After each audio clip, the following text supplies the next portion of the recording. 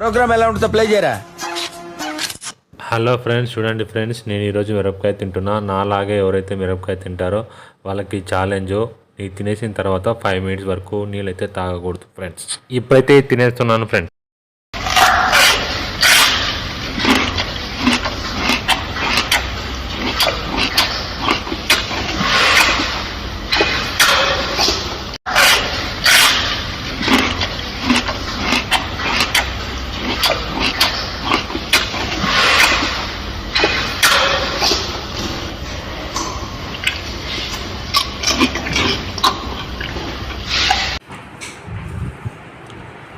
మండుతున్నట్టుంది. One day later.